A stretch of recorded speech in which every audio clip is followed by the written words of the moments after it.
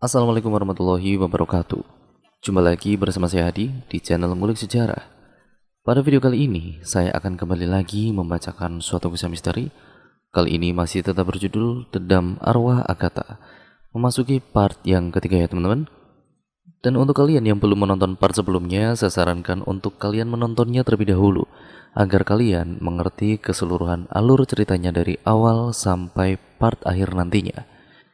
Cerita kali ini masih tetap ditulis oleh Mbak Naila Nur Fajriya. Nantinya kalian juga bisa mengunjungi thread beliau secara langsung. Linknya sudah ada di kolom deskripsi video kali ini. Yuk, daripada kita lama-lama, mari kita langsung saja menuju ke kelanjutan ceritanya. Perhatikan baik-baik, ceritanya akan saya mulai.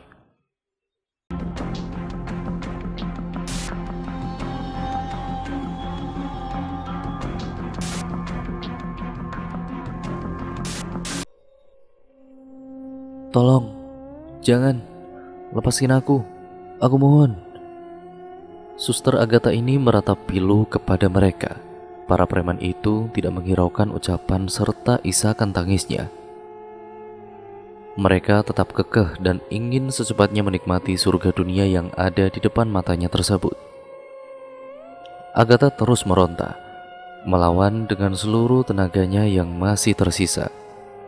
Namun, apalah dayanya, kekuatan para lelaki bejat itu lebih besar dari dirinya. Ia tidak bisa menampik ketika salah satu dari mereka kini telah meremas kedua buah payudaranya secara beringas itu. Dengan kasarnya mereka menyobek baju Agatha. Kini gambaran sembulan benda padat itu terpampang nyata di depannya. Secara bergilir mereka mulai menikmati tubuh Agatha. Kencangnya hembusan angin, gemericik aliran sungai, kicauan burung malam seakan menjadi saksi bisu nasib tragis yang menimpanya. "Ah, sakit!" jerit preman yang memegangi kaki Agatha itu karena kemaluannya telah berhasil ditendang olehnya. "Keparat kau, akan kuberi pelajaran kau sekarang juga." Ia lalu mengambil balok kayu besar dan dihempaskannya tepat pada kepala Agatha. Alhasil darah segar mengalir dari bagian belakang kepalanya. Agatha memegangi kepalanya. Ia merintih kesakitan. Sekuat tenaga ia mencoba bangkit dengan keadaan kepalanya ini yang tengah terluka, menatap tajam satu persatu di antara mereka, seakan-akan mencoba mengingat wajah para lelaki bejat yang memperkosanya dan menganiayanya. "Biadab, kalian semua bukan manusia. Kalian lebih mirip seperti binatang." Kata-kata itu terlontarkan begitu saja dari mulutnya. "Banyak bacot nih cewek. Kita mampusin aja sekarang." Satu dari mereka pun maju, mencekik leher Agatha dan meninggalkan jejak tanda merah di sana. Napas Agatha tersengal-sengal ketika preman bertubuh kekar itu mencengkeram erat lehernya. Entah setan apa yang merasukinya, tiba-tiba ia mengambil sebilah celurit yang diselipkan di celananya dan mengarahkannya ke bagian tubuh Agatha yang lain berulang kali. "Ah!" Suara jeritan Agatha saat celurit itu mencabik perutnya. Genangan darah di mana-mana, bahkan punceratannya itu pun mengenai wajah mereka. Agatha terkulai tidak berdaya dengan simbahan darah yang mengalir dari beberapa bagian tubuhnya. Matanya melotot ke atas seakan menunggu ajalnya tiba. Kalian kejam.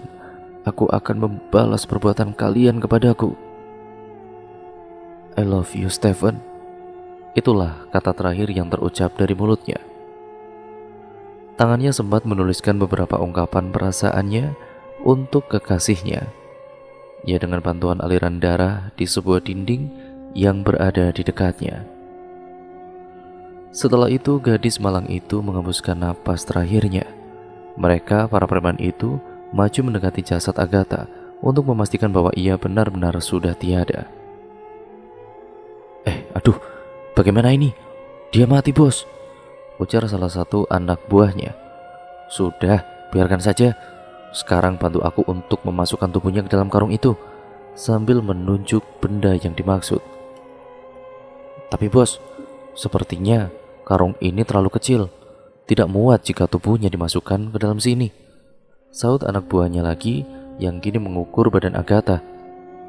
Ya udah, kita potong-potong saja tubuh ini menjadi beberapa bagian. Setelah itu, mayatnya kita buang ke sungai. Ya, bawah jembatan itu tuh, perintah dari bos mereka. Betapa kejinya perbuatan mereka. Tindakan mereka lebih ganas daripada seekor binatang buas. Mungkin binatang buas hanya akan mencabik tubuh yang sudah terkulai itu kemudian berlalu pergi meninggalkannya. Namun beda dengan para preman bajingan itu. Sudah memperkosa, menganiaya, membunuh. Kini mereka juga memutilasi tubuh wanita yang sudah tidak bernyawa itu. Bagaimana dengan Stephen yang saat ini tengah mencoba mencari kekasihnya itu? Sungguh mengenaskan perpisahan tragis antara dua sejoli itu. Belum juga menikmati indahnya naik ke pelaminan, Stephen harus menanggung duka yang mendalam dan juga menerima dengan lapang dada bahwa kekasihnya ini kini telah pergi meninggalkannya untuk selama-lamanya. Stephen harus menanggung duka yang mendalam dan juga menerima dengan lapang dada bahwa kekasihnya ini telah pergi meninggalkannya untuk selamanya. Hingga dini hari ia masih tetap terus saja melakukan pencarian, bagaikan tidak kenal kata putus asa. Siapapun seseorang yang berpapasan dengannya, selalu saja ia tanya tentang di mana keberadaan Suster Agatha. Sambil mengambil telepon genggamnya, Stephen ini menunjukkan sebuah fotonya dengan Agatha kepada mereka. Maaf pak, permisi, apa bapak pernah melihat wanita ini? Tanyanya pada salah seorang dari mereka. Namun lagi-lagi harapannya sia-sia. Bapak itu menggelengkan kepalanya, pertanda bahwa ia tidak tahu atau tidak mengenal wanita yang berada di dalam foto tersebut.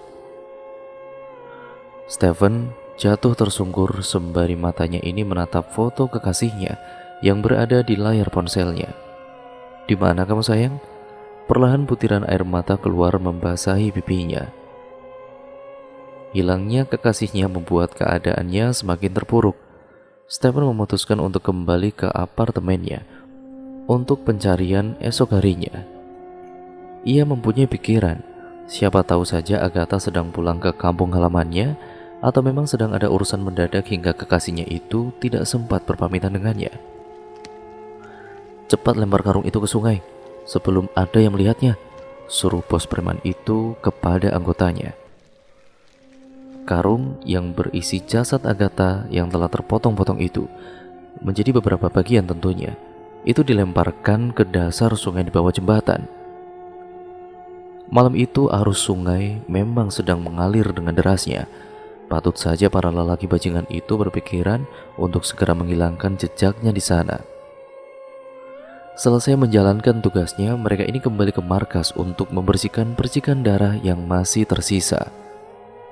Salah satu anak buahnya tadi itu tidak ikut serta mengantarkan para kawanannya pada saat mereka membuang jasad wanita yang telah diperkosanya itu. Saat kembali ke markas, ia menemukan temannya itu sedang meringkuk ketakutan di sebuah sudut ruangan yang masih menyisakan genangan darah Agatha.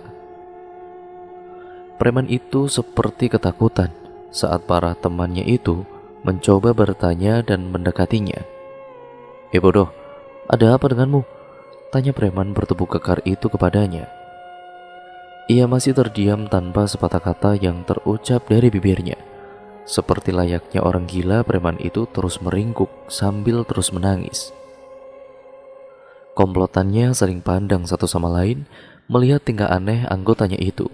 Lalu, tiba-tiba ia menarik tangan salah satu dari mereka dan membisikkan sesuatu ke telinganya. Polisi, tukasnya. Oh, mungkin tadi si bodoh ini melihat mobil polisi lewat sini, makanya dia ya jadi ketakutan seperti ini. Sudahlah, tinggalkan saja dia. Kalian cepat bersihkan darah-darah yang masih menempel pada dinding dan juga lantai ini. Aku akan membeli rokok sebentar dan segera kembali, ucap pemimpin mereka. Saat bos preman itu melangkah keluar, preman yang tadinya itu ketakutan menjadi berteriak-teriak seperti orang histeris. Ia terus mengucap beberapa kata yang kemudian membuat para temannya itu tercengang. Dia datang, dia datang. Ia terus berkata sambil berlarian tidak jelas ke sana kemari. Mereka mengernyitkan dahinya, entah apa yang terjadi sebenarnya pada temannya itu. Apakah benar ia melihat arwah perempuan yang barusan tadi itu dibuangnya ke sungai? Semua itu masih menyisakan teka-teki. Pagi buta Stephen datang ke rumah sakit untuk memastikan siapa tahu kekasihnya itu sudah kembali bertugas. Berlanjut ia menemui Marisa, teman dekat Agatha. Mungkin saja ia tahu di mana keberadaan Agatha. Berlalu dari ruangan menuju ruangan lainnya, ia masih belum menemukan kekasihnya ataupun batang hidung Marisa. Stephen memutuskan untuk menunggu di ruangannya. Pikirannya sangat kacau. Jika ia memaksakan untuk menangani pasiennya, maka kejadian yang sebelumnya itu pasti akan terjadi lagi. Stephen melihat jam yang menggantung di dinding ruangannya. Pukul 7:30 pagi. Mungkin saja Suster Marisa sudah sampai, pungkasnya dalam hati. Buru-buru ia segera menemuinya, namun saat hendak melangkahkan kakinya pada sebuah lorong rumah sakit, Stephen ini mendengar suara tangisan seorang perempuan. Suaranya sangat pilu, lirih sekali, seperti sedang banyak sekali beban yang ia pikul. Suara tangisan itu kian lama semakin menjauh saat Stephen melangkahkan kakinya ke bilik kamar mandi. Diam, hening, tidak terdengar lagi ratapan tangisan perempuan itu di telinganya. Stephen membalikkan badannya. Betapa terkejutnya ia ketika melihat sosok tubuh pucat itu sedang berdiri tepat di belakangnya. Astaga, Agatha? Dan wanita itu ternyata kekasihnya sendiri. Di hati Stephen ini banyak sekali pertanyaan yang ingin ia lontarkan kepada Agatha. Di mana dia? Kemana dia? Mengapa tiba-tiba hilang dan muncul begitu saja? Semua perasaan itu dipendamnya karena melihat keadaan kekasihnya yang nampak pucat dan kurang sehat. Ia memapa tubuh Agatha berniat ingin memeriksa keadaannya. Stephen merasa ada yang aneh pada diri Agatha. Sekujur tubuhnya dingin, wajahnya pun pucat layaknya mayat hidup. Tapi semua itu ditepisnya. Ia bersyukur bahwa kekasihnya itu dalam keadaan baik-baik saja. Hanya saja mungkin memang dia kurang sehat saja. Kamu duduk sini ya, aku ambil stetoskop dulu, serunya pada kekasihnya. Kemudian ia segera memeriksa Agatha. Dan pada saat Stephen ini menyentuh dada Agatha menggunakan stetoskop dan alih-alih ingin memeriksanya, ia tidak mendengar suara denyutan jantungnya. Stephen lalu kemudian memundurkan langkahnya. Aduh, Marisa kaget ketika secara tidak sengaja tubuhnya ditabrak oleh Stephen. Stephen memanglingkan mukanya ke belakang. Rasa penasaran kini timbul dalam hatinya. Mengapa jantungnya seolah berhenti? Isi kepalanya ini masih memikirkan hal aneh yang baru saja dilihatnya. Dokter kenapa? Tanya Marisa kepadanya, yang seketika membuyarkan lamunannya. Iya sus, maaf ya, sautnya terbata-bata. Staf rumah sakit bilang katanya dokter itu mencari saya, makanya ya saya kesini, ujar Marisa kepadanya. Oh, tadi itu saya memang ingin bertanya soal Agatha kepada suster. Tapi tidak jadilah. Ya karena dia kan sekarang sudah di sini. Sambil menunjuk ke arah kursi tempat di mana Agatha duduk. Marisa mencari di sekelilingnya. Namun sosok yang dimaksud Stephen tadi ini sepertinya memang tidak ada di tempat. Matanya memastikan sekali lagi bahwa temannya Agatha sedang tidak berada di ruangan tersebut. Agatha? Marisa mengernyitkan dahinya. Ya iya, Agatha, itu dia sedang duduk di sana. Stephen lalu menoleh ke arah kursi tersebut. Ia kaget saat melihat kekasihnya itu sudah tidak berada di tempat. Jikapun Agatha sudah keluar dari ruangan itu, ya pasti dia itu kan melewatinya. Benar-benar aneh. Sejak awal Stephen memang curiga kalau ada sesuatu yang tidak beres tentang kekasihnya itu. Tadi dia itu di sini, sus. Stephen tetap kekeh bahwa yang dilihatnya tadi itu memang benar kekasihnya. Mungkin dokter halusinasi kali. Terakhir Agatha bercerita kepada saya bahwa kemarin malam dia akan pergi bersama dengan dokter. Jelas Marisa kepadanya. Jadi gini loh, kami ini belum sempat bertemu sama sekali. Karena semalam ban mobil saya itu bocor. Saat saya menjemputnya, rumahnya itu sepi banget. Tetangga bilang dia berjalan ke depan. Pikiran saya kan mungkin dia juga sedang mencari saya. Hingga saat ini, saya ini belum juga bertemu dengannya. Tutur Stephen yang menjelaskan secara rinci kejadian demi kejadian yang dialaminya kepada Marisa. Oh begitu, Marisa menganggukkan kepalanya. Ya kalau begitu, siang nanti saat istirahat izinkan saya ikut mencari Agatha dok. Celetuk Marisa. Dia tidak tega melihat keadaan pacar dari sahabatnya itu. Marisa mempunyai ide untuk membuat poster orang hilang yang berisikan gambar Agatha. Ia lalu pergi meminta tolong kepada Andre untuk mencetak lembaran itu secepatnya. Tok tok tok. Ya, masuk. Ucap seseorang dari dalam ruangan yang baru saja diketuk oleh Marisa. Permisi, seru Marisa. Kamu Cak, ada apa? Tumben mampir ke ruanganku lagi kangen ya? Andre mencoba menggodanya. Marisa dan Andre ini sudah hampir 5 tahun bekerja di rumah sakit itu. Mereka juga pernah terlibat hubungan spesial yang kemudian kandas dikarenakan visi misi mereka yang sudah berbeda. Putusnya hubungan mereka ini ya juga secara baik-baik. Tanpa adanya konflik, perseteruan ataupun perselisihan. Beda paham dan juga pendapat dalam hubungan sudah merupakan hal yang wajar dan biasa. Pipi Marisa merona. Ia menjadi salah tingkah saat Andre mencoba untuk menggodanya. Andre menundukkan kepalanya, namun pandangannya ini masih tetap pada wajah wanita manis dan juga berkacamata yang ada di hadapannya tersebut. Sembari melebarkan senyum di bibirnya, ia terus saja meledek Marisa yang tidak bisa mengendalikan dan menyembunyikan perasaannya bahwa sebenarnya di hatinya itu masih mempunyai rasa untuk dirinya. Ayo ngaku, seru Andre. Apa sih kamu tuh? Jangan kebanyakan ngarep deh. Marisa mengelaknya. Aku kesini itu sebenarnya mau minta bantuan sama kamu, tuturnya. Benarkah? Bantuan apa sih? Sampai-sampai kok mengundangmu untuk datang ke ruanganku ini. Andre masih menggodanya dengan senyuman simpulnya. Bantu aku untuk membuat poster, ungkap Marisa kepadanya. Poster? Untuk apa? Andre menanyakannya.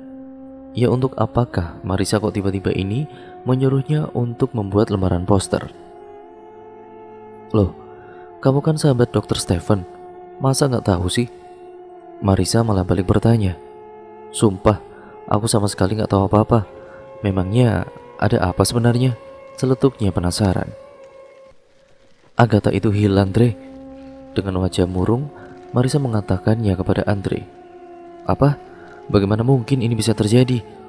Andre terkejut mendengar pertanyaan yang keluar dari mulut Marisa. Sudahlah. Sekarang tolong bantu aku dulu untuk mencetak posternya. Kemudian nanti kita tempelkan di berbagai tempat, pinta Marisa. Oke, baiklah. Semua sesuai dengan keinginanmu ya Tuan Putri, tugasnya. Andre kemudian pergi ke ruangan arsip. Di sana tempat lebih terang. Ia bisa fokus untuk menyelesaikan tugas yang diberikan oleh Marisa. Setelah kakinya sampai di pintu depan ruangan, Andre mendengar beberapa buku yang berada di rak yang ada di ruangan itu seperti terjatuh. Secepatnya ia segera memeriksa siapakah gerangan seseorang yang berada di dalamnya. Ceklek. Saat pintu telah dibuka, Andre kaget karena tidak mendapati siapapun di dalamnya. Hanya beberapa buku arsip yang terjatuh dengan sendirinya. Bisa saja mungkin tikus yang menjatuhkannya. Ia kemudian memungut satu persatu buku tersebut dan diletakkannya kembali ke dalam rak. Namun saat hendak mengambil lembaran terakhir, tiba-tiba saja ada angin yang berhembus kencang di ruangan tersebut, membuat lembaran buku itu menjadi terbuka. Ia melihat lembaran arsip yang meriwayatkan data Agatha, wanita single, usia 22 tahun, berprofesi sebagai suster di tempat ia bekerja. Semua data riwayat hidup itu terbaca oleh mata Andre. Cantik, pantas saja Stephen tergila-gila padanya, ucapnya spontan ketika melihat foto Agatha yang tertempel pada lembaran arsip tersebut. Andre pun meletakkan kembali buku arsip itu ke dalam rak. Namun lagi-lagi buku itu terjatuh kembali. Ia mencoba meletakkannya lagi, tapi kali ini Andre merasakan tengkuk lehernya seperti sedang ada yang meniup. Akibatnya bulu kutungnya ini menjadi meremang. Andre melihat keadaan di sekelilingnya, tidak ada seorang pun kecuali dirinya di tempat itu. Nyalinya seakan menciut ketika sekelebat bayangan putih melintas di depan pintu ruangan tersebut. Ia tidak bisa menggerakkan badannya, mulutnya pun terkunci, sehingga ia tidak bisa berteriak ataupun melarikan diri. Brak! Pintu itu tertutup dengan sendirinya. Samar, lirih Andre mendengar suara tangisan seorang wanita di dalam ruangan itu.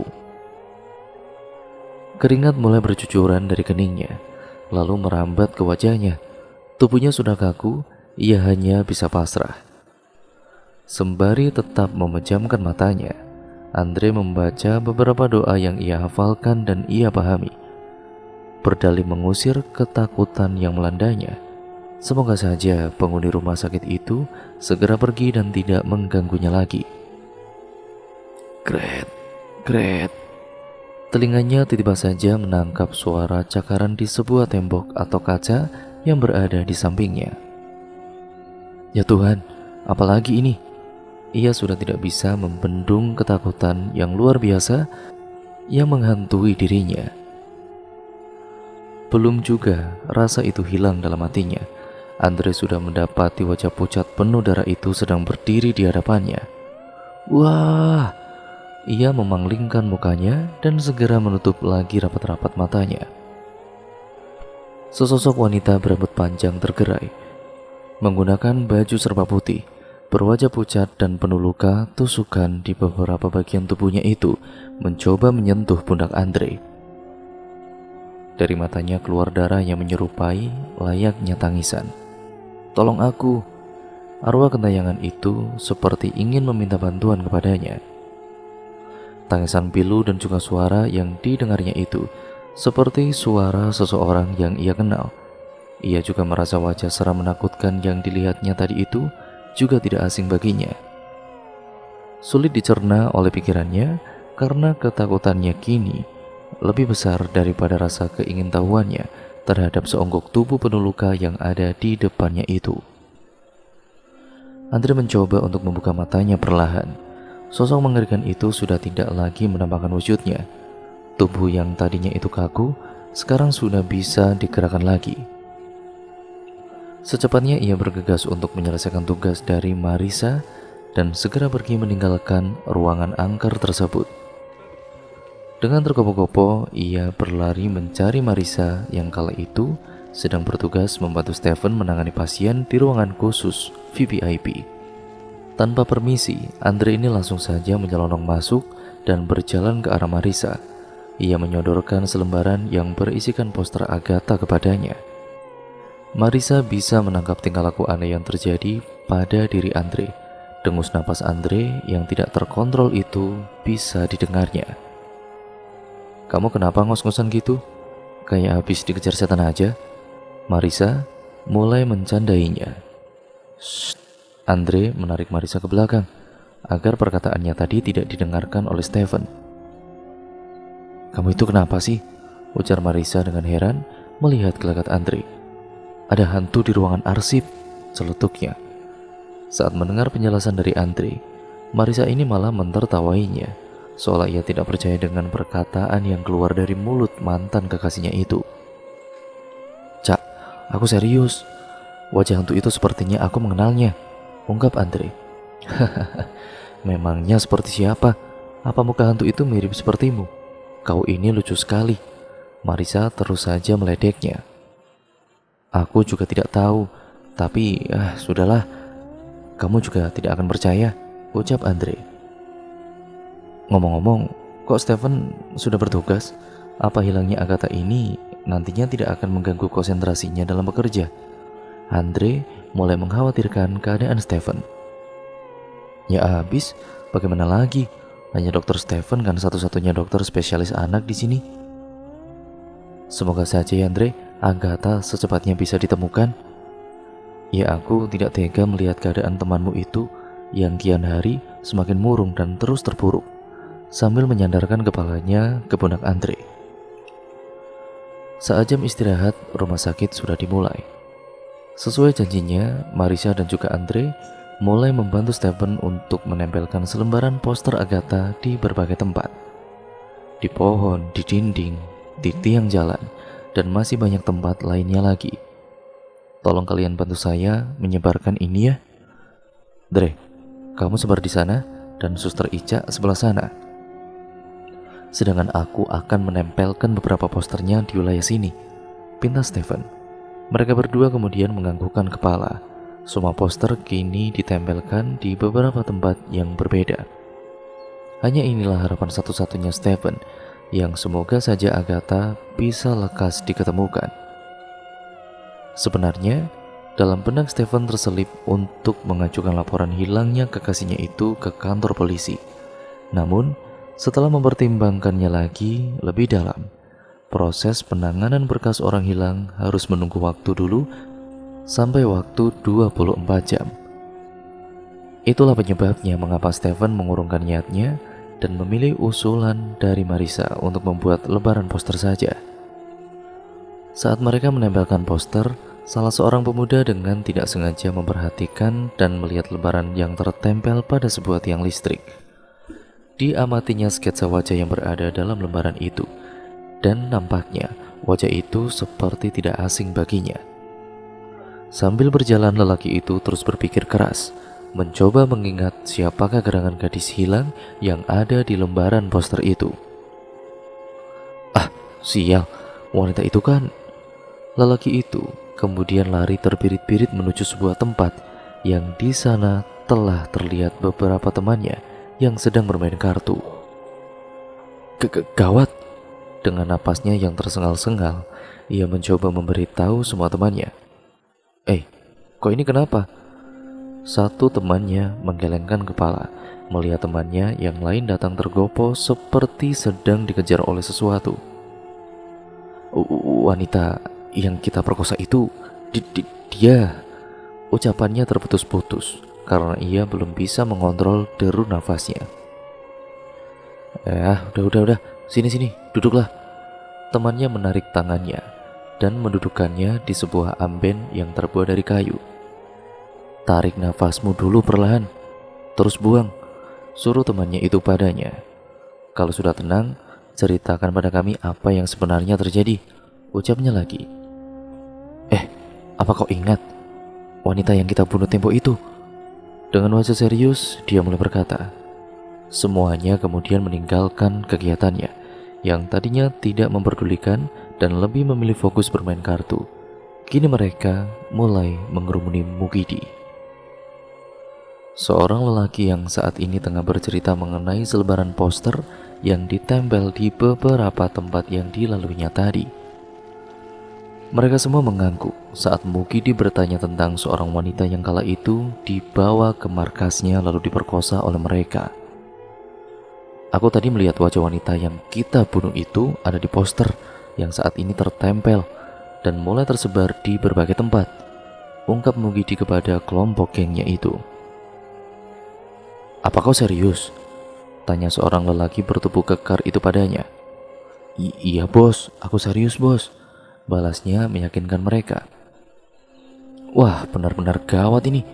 Bisa-bisa jejak kita tercium oleh pihak kepolisian, seru lelaki berbadan perkasa itu yang kini membuat para kawanannya itu ketakutan. Lalu bagaimana nasib kita sekarang bos? Celoteh anggotanya yang mulai gelisah. Gini saja deh. Untuk saat ini kita jangan berkumpul dan juga bertemu dulu sampai situasinya aman dan terkendali. Lelaki yang diduga bos dari mereka itu memberikan perintah. Setuju kalau gitu? Begitu juga akan lebih baik, sahut anggotanya. Kemudian mereka mulai membubarkan diri masing-masing. Entah kemana mereka pergi, masih belum tahu juga. Yang terpenting saat ini adalah menghindar dan melarikan diri dari kejaran polisi dulu, atau lebih singkatnya mencari aman. Saat semuanya mulai meninggalkan markas itu, perut Mukidi tiba-tiba mules. Ia memutuskan untuk menyelesaikan hajatnya di kamar mandi yang berada di dalam markas tersebut. Kau, ayo. Ngapain ke dalam lagi? Tanya seorang temannya kepadanya. Kau duluan saja, perutku sakit nih. Aku mau buang air dulu yang di belakang, sahutnya. Mukidi kemudian masuk ke dalam markas menuju kamar mandi yang berada di ujung ruangan. Ia menoleh ke kanan dan juga kiri. Sepi, tidak ada siapapun. Hanya dirinya seorang yang masih berada di markas itu. Ia lalu masuk dan juga buru-buru menyelesaikan hajatnya agar segera bisa menyusul kawanannya yang sudah duluan keluar dari tempat ini. Dalam hatinya masih ada perasaan cemas bercampur takut. Bagaimana tidak? Karena di tempat itulah mereka ini menganiaya dan juga membantai habis seorang wanita yang tidak bersalah, yang sebelum dibunuh diperkosanya terlebih dulu. Lalu mayatnya dilemparkan begitu saja oleh mereka di sebuah dasar sungai yang berada di bawah jembatan yang tidak jauh dari markas mereka. Saat Mukidi tengah asik menunaikan hajatnya sembari menikmati sepuntung rokok, tiba-tiba saja pintu kamar mandi itu ada yang mengetuk. Ia beranggapan mungkin saja ada salah seorang temannya yang masih menunggunya di tempat itu. Tunggu dulu, setelah ini aku akan keluar, ucap Mukidi dari dalam WC. Brak, brak, brak. Kian lama gedoran itu semakin keras, membuat Mukidi kaget seketika. Woi, kira iki dikon ngenteni sik kok. Wah, anjing ini, disuruh nunggu dulu kok. Mukidi mengumpat karena terkejut. Setelah selesai, ia segera membuka pintu kamar mandi. Saat ia keluar, ia tidak menemukan siapapun berada di sana. Mukidi merinding. Sekuat tenaga ia mencoba berlari, namun kakinya seperti berat dan serasa ada yang menarik. Ia mencoba menundukkan pandangannya ke bawah. Dan benar saja, di bawah kakinya sudah berada sesosok hantu perempuan yang dibunuhnya kemarin lalu. Hantu itu memelototinya dan mencengkram erat kaki Mukidi. Apa kau masih ingat padaku? Wanita yang kau perkosa dan kau bunuh secara keji. Kemudian jasadku kau buang ke sungai. Seru hantu itu yang mengingatkannya kembali akan kejadian yang telah ia perbuat. Tolong, jangan bunuh aku. Ampunilah aku, balas Mukidi yang ketakutan. Ampun kau bilang. Apa kalian semua mengampuniku saat aku memohon agar kalian melepaskan aku dan membiarkanku tetap hidup? Kalian semua telah memisahkanku dari seseorang yang sangat kucintai. Katakan apa salahku pada kalian? Sungguh kejam, lelaki bejat sepertimu memang sepatutnya mati. Kucuran darah keluar dari kelopak matanya yang hitam akibat tragedi mengenaskan yang diperbuat oleh mereka, mengakibatkan perpisahan mendalam yang terjadi di antara dirinya dan juga kekasihnya. Apalagi kekasihnya itu masih belum mengetahui jika dirinya itu telah tiada. Hantu wanita itu kemudian mengambil sebuah serpihan kaca dan menancapkannya hingga berulang-ulang kali ke bagian tubuh Mukidi. Wah! Mukidi mengerang kesakitan saat beberapa pecahan kaca menggores menancap di dadanya dan anggota tubuhnya yang lain. Badannya kini bersimbah oleh genangan darah yang segar. Mukidi kemudian ambruk dan juga tewas seketika di tangan hantu yang diperkirakan adalah arwah Agatha yang kini tengah menuntut balas akan kematiannya. Arwahnya akan tetap gentayangan jika jasadnya masih belum diketemukan dan yang membunuhnya itu masih bisa berkeliaran secara bebas kemana-mana. Hidup mereka akan dihantui oleh perasaan bersalah, kegelisahan, sampai hantu Agatha itu datang untuk merenggut masing-masing nyawa dari mereka yang tidak bertanggung jawab. Keesokan harinya, tempat di mana Mukidi meninggal itu telah dipasangi polis lain atau garis polisi. Banyak polisi yang berjaga untuk menyelidiki kasus kematian misterius yang menimpa Mukidi. Kabar itu kini telah menyebar dan sampai ke telinga para teman komplotan Mukidi. Mereka bergegas mendatangi markas itu kembali untuk melihat kondisi jenazah Mukidi. Sebelum itu, mereka pun menyamar terlebih dahulu agar perbuatannya tempo lalu tidak terendus oleh pihak kepolisian. "Bos, bagaimana nih bos? Jika yang dikatakan Qadir itu memang benar," seru Jupri kepada bosnya. "Apa maksudmu?"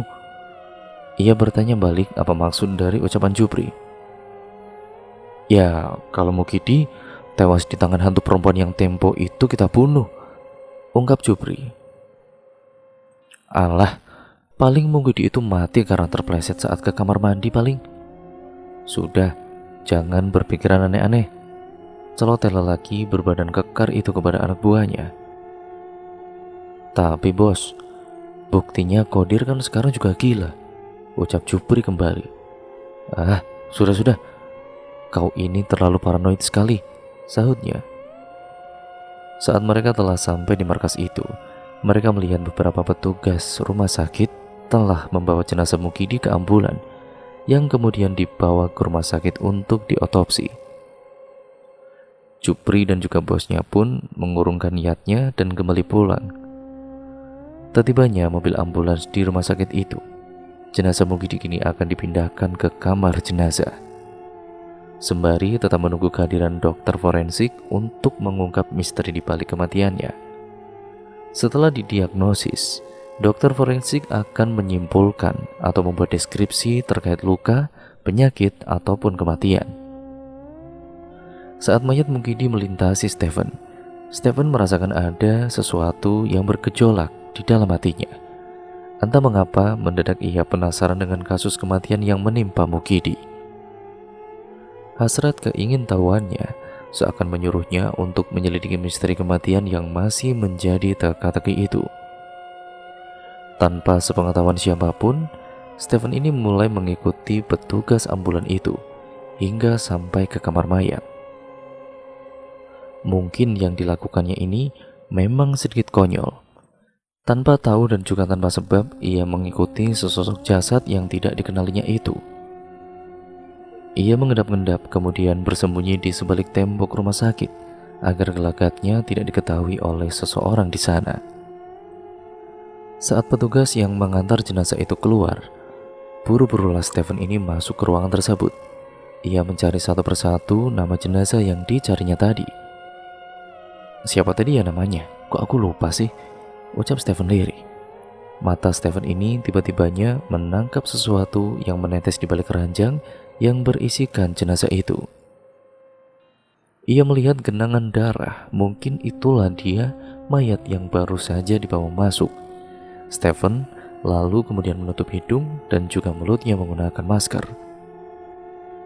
Padahal mayat itu belum ada 7 hari di sini, tapi bau busuknya itu sangat menyengat sekali. Ia pun membuka kain penutup wajahnya. Stephen melihat raut wajah mayat lelaki yang diamatinya itu.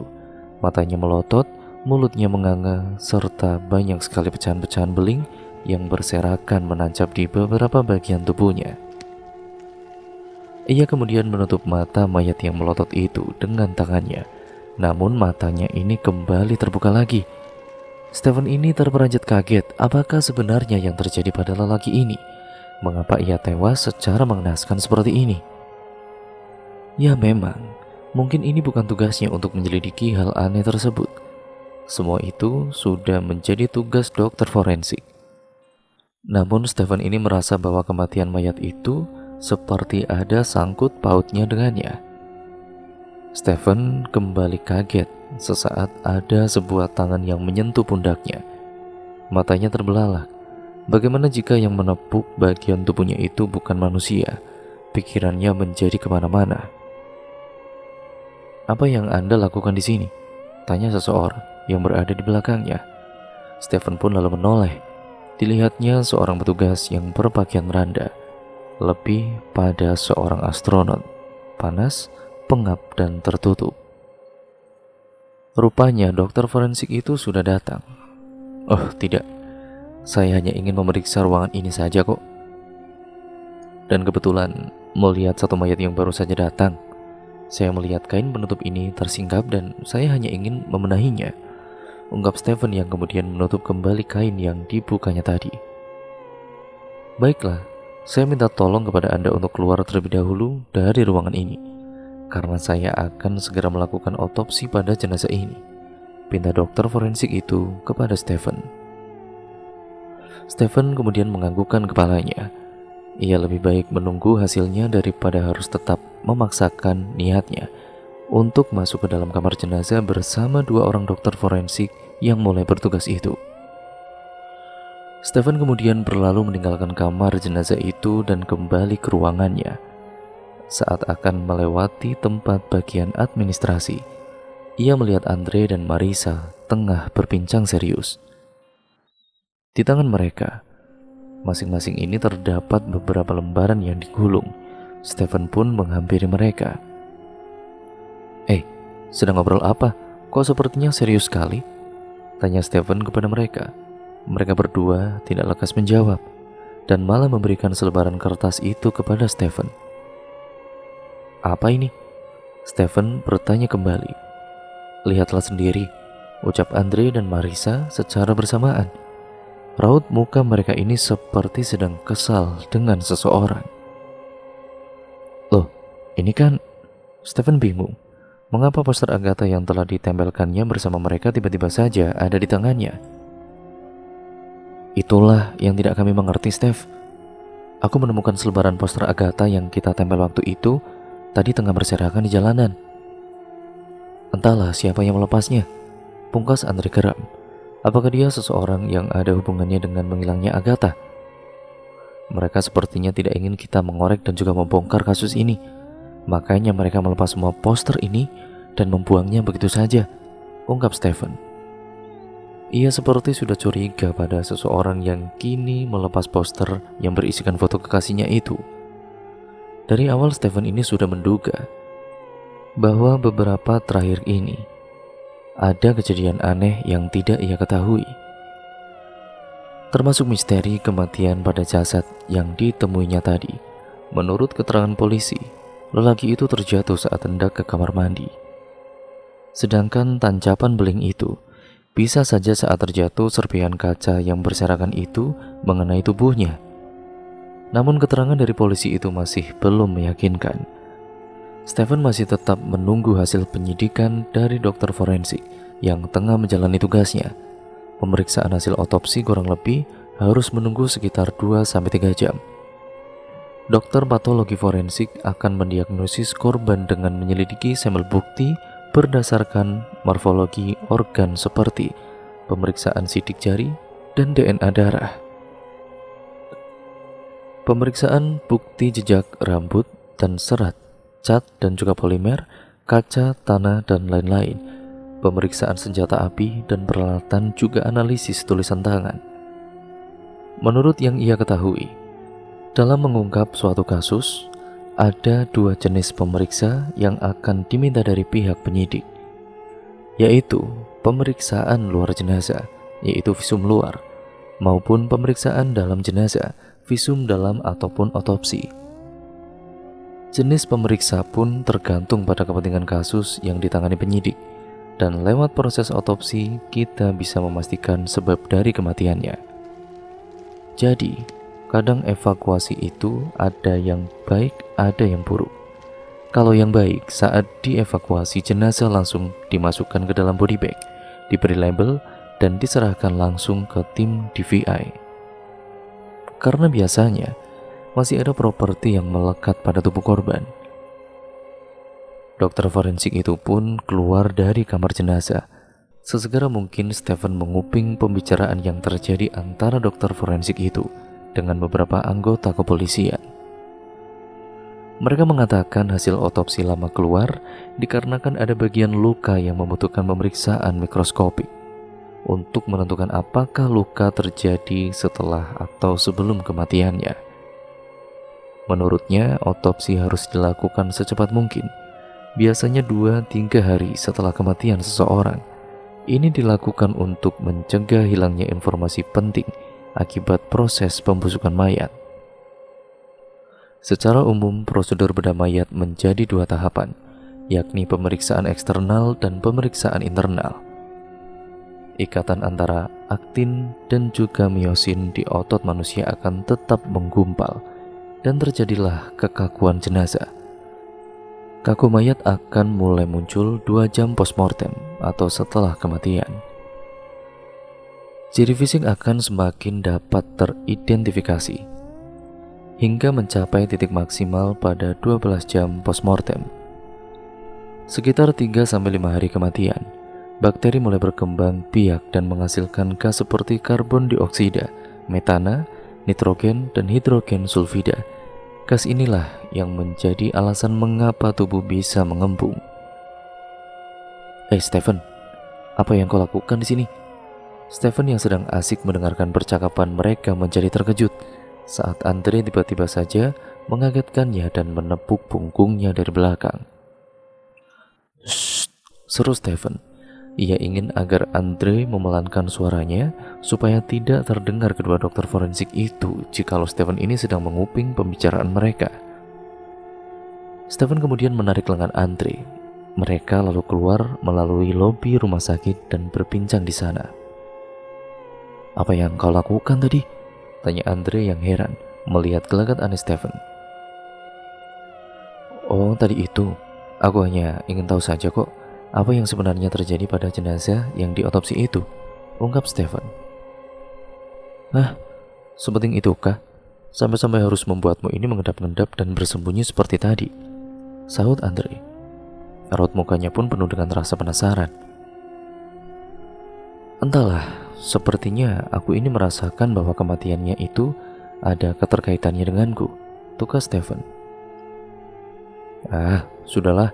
Lebih baik kita fokus ke tugas masing-masing saja. Ayo," pinta Stephen, kemudian mengajak Andre kembali memasuki rumah sakit. Waktu terus berjalan. Stephen terus saja menatap langit-langit. Senja akan berganti petang, terlihat matahari mulai terbenam di ufuk barat. Perlahan masuk ke dalam cakrawala hingga sesaat cahaya aramnya benar-benar menghilang. Wajah cantik Agatha masih terlukis di benaknya. Semuanya, perhatiannya, sikap cerewetnya. Agatha adalah sosok paling penting di hidupnya. Bahkan saat dia kehilangan kendali, Agatha lah yang selalu setia menemaninya. Ia tidak henti-hentinya memberikan dukungan saat dirinya ini mulai kehilangan arah. Masih terbayang waktu di mana ia pertama kali melamarnya saat mengajaknya untuk makan malam di sebuah restoran ternama. Pinar matanya menggariskan keceriaan setelah Stephen menyematkan sebuah cincin di jari manisnya. Kini semua itu tinggallah kenangan baginya setelah Agatha menghilang tanpa kabar bagaikan bak ditelan bumi. Kerinduannya yang menggebu dicurahkannya melalui tetesan demi tetesan yang mengalir melalui kelopak matanya. Tiba-tiba angin berhembus begitu kencang. Dari tempat Stephen berdiri, nampak sesosok muka pucat memakai baju suster sedang menatapnya. Sosok itu mengamati Stephen yang kala itu terus menyapu air matanya dengan tangannya.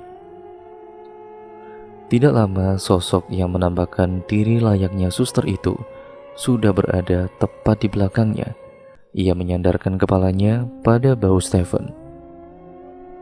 Tubuh dingin pucat itu mulai memeluknya.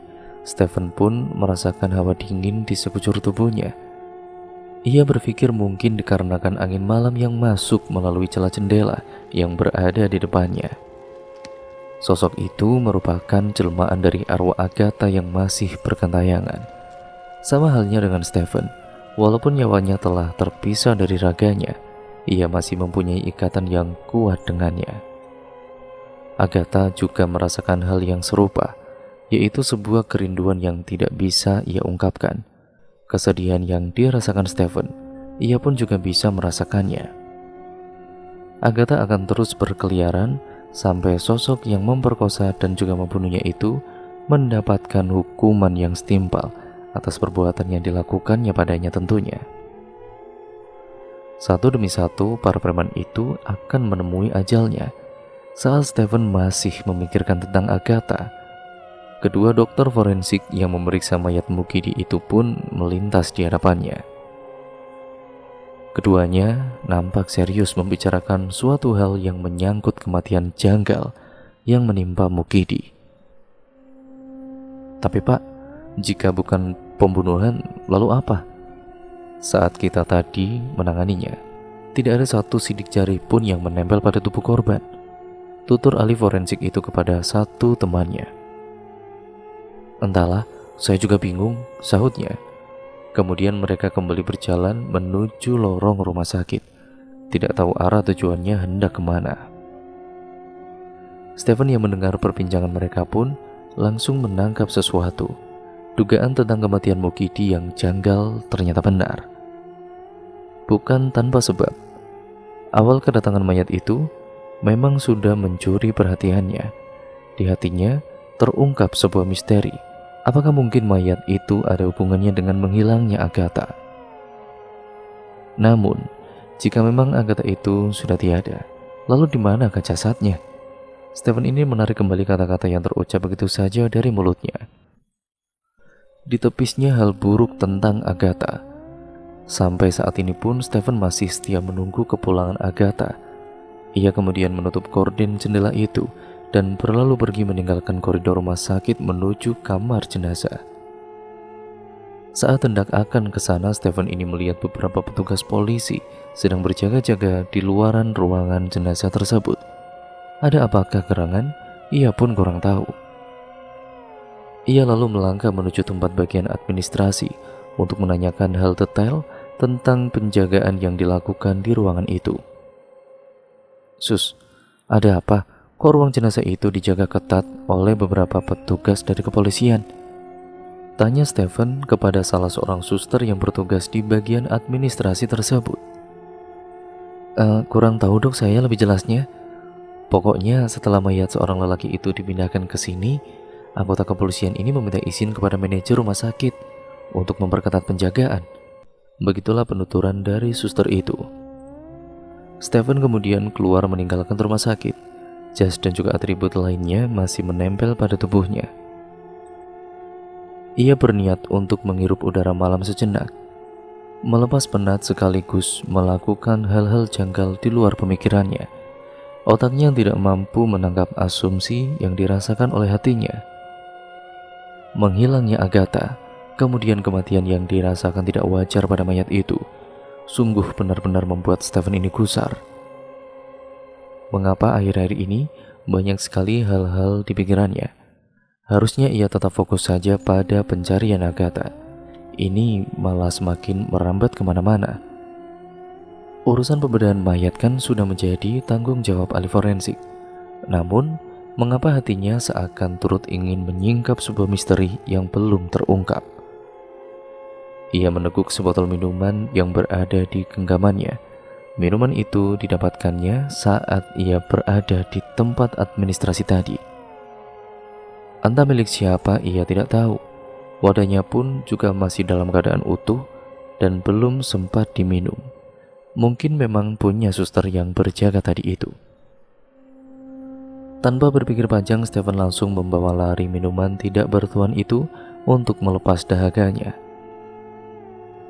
Belum selesai penat yang melanda tubuhnya, matanya kini menangkap gambaran sepasang lansia yang tengah berdiri menunggunya di pintu gerbang. Seseorang yang berdiri di pintu gerbang dengan posisi membelakanginya itu, perawakannya Stephen seperti kenal. Lelaki tua berkacamata dan perempuan dengan gelungan rambut layaknya sinden menatap tajam ke arahnya. Astaga, papa, mama, ucapnya spontan.